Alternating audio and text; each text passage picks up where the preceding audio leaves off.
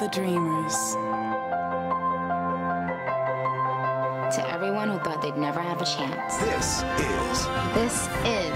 This is. This is. This is American Idol.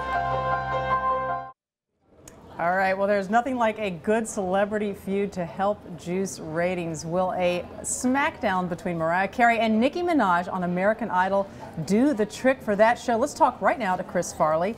He is the czar of all things entertainment here at the Wall Street Journal. How are you?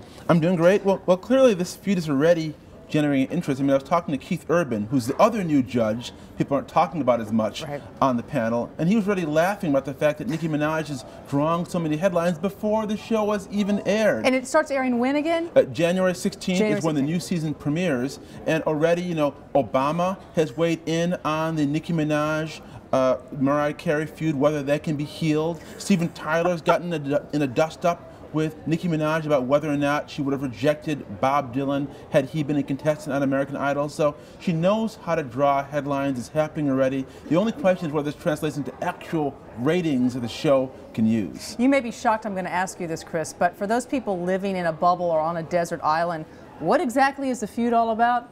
Well, Nicki Minaj, of course, is the new rapper/singer who's on the panel on American Idol. Right, as a judge. As a judge. Mariah Carey has also been added as a judge. Of course, she's one of the best-selling vocalists of all time. There have been all these unconfirmed reports of tension on the set between these two. They have quite different singing styles and working styles and performing styles.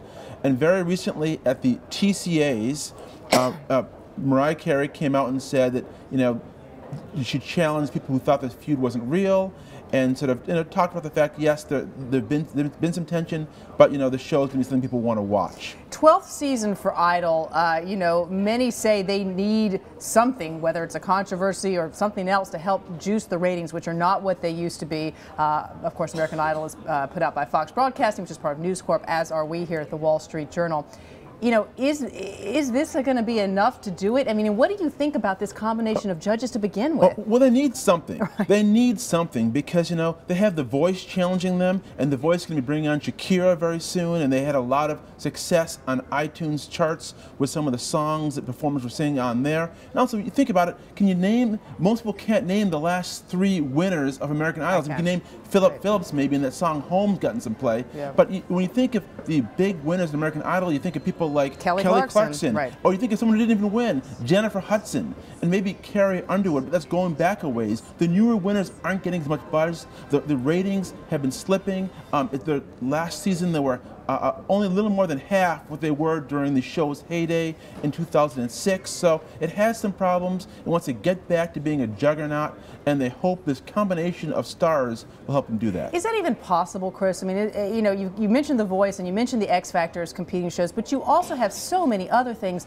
online, so much other video on YouTube and elsewhere competing for this key sort of 18 to 45-year-old demographic. Can they ever reclaim the ratings they once had in their heyday at this point? Well, certainly they may be able to reclaim a portion of the ratings, but it's not just about ratings, it's also about all these other things the show can spin off, like songs and albums and tours, and they've lost some of that steam, and they probably take a look at The Voice and see The Voice producing all these personalities and songs and littering the iTunes charts with songs that have been performed on the show, and they want some of that. They want some of the stuff they see going on with Glee, putting songs in the charts, putting personalities out there in the marketplace, and they need to get back to that, and they hope that Mariah Carey and Nicki Minaj, who's very hot on the charts right now, can help them do that, and also someone like Keith Urban can connect to the heartland and to country listeners as well. It's never been the same since Paula Abdul left, has it?